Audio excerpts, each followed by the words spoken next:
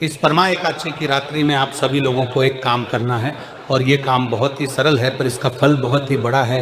आपको बनाना है आटे का एक चौमुखी दीप का, मात्र एक दीप का। अधिक मास अर्थात पुरुषोत्तम मास का ये महीना चल रहा है और इसमें आने वाली है परमा एकादशी। और ये कोई साधारण एकादशी नहीं है।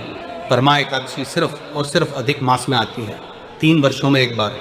ये आखिरी एकादशी है इस पुरुषोत्तम मास की। और इस अधिक मास की परमा एकादशी की रात्रि को किन लोगों को ये करना है, किन के लिए ये सबसे ज़्यादा उपयोगी है और इसका क्या परिणाम मिलता है बताऊंगा।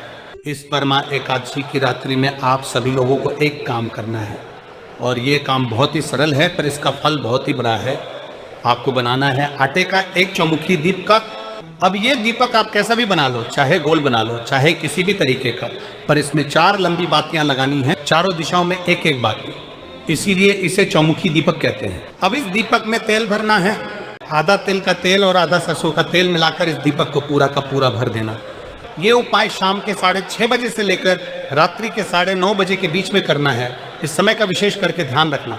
अब ये उपाय किन के लिए है, ये चीज़ ज़रूर सुनिएगा कि घर में कोई भी व्यक्ति है जो बहुत ज़्यादा बीमार रहता है, कोई पुराना रोग है, पुरानी बीमारियां हैं जो सही नहीं हो रही है, या फिर आपको ऐसा लग रहा है कि किसी ने नज़र मार दी है, कोई जादू टोना विचार कर्म कर दिया है, ऐसे व्यक्ति के लिए ये उपाय सबसे ज़्यादा उपयोगी है।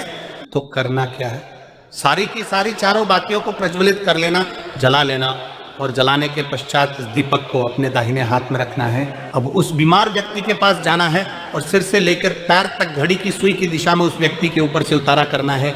ये परिवार का कोई भी व्यक्ति कर सकता है, चाहे स्त्री हो चाहे वो चाहे। ये चीज़ ध्यान रखना। घुमाने के पश्चात इस दीपक को लेकर आपके घर का जो केंद्र बिंदु है वहाँ पर रख देना है। अब ये ज़रूरी नहीं है कि ये दीपक पूरी रात्रि भर जले, जितनी देर तक जलते हैं जलते रहने दीजिएगा।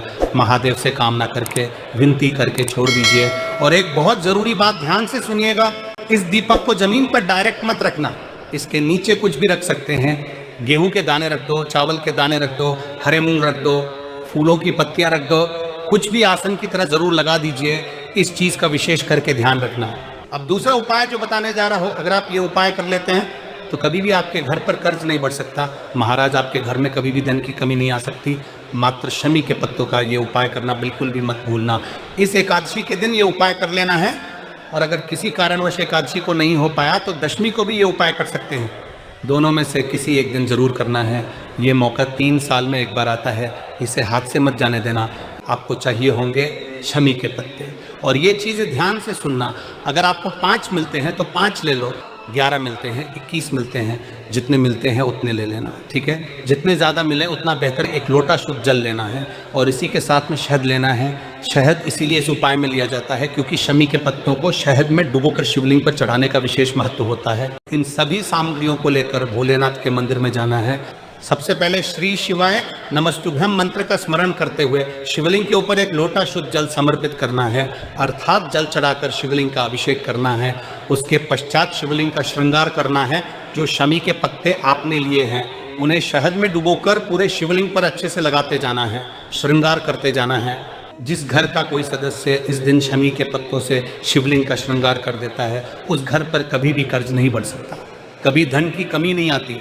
श्रृंगार करने के पश्चात दोनों हाथों को जोड़ना है, बाबा से विनती और कामना करके ढोक देना है। और जब आप मंदिर से बाहर की तरफ जाएंगे तो शिवालय की चौखट पर मात्र एक घी का दीपक जला करके ज़रूर आ जाइएगा, चाहे आटे का हो चाहे मिट्टी का, गोल बाती का घी का दीपक जला कर आना है। ऐसा मौका है जो सिर्फ 3 साल में एक बार मिलता है। अधिक मास की दशमी या एकादशी तिथि और शमी के पत्तों का यह उपाय जो व्यक्ति पूरी सच्ची श्रद्धा से ये कर लेता है उसके घर में धन की वर्षा होती है, कर्ज से मुक्ति मिलती है और महादेव की कृपा से जीवन में सुख और समृद्धि आती है।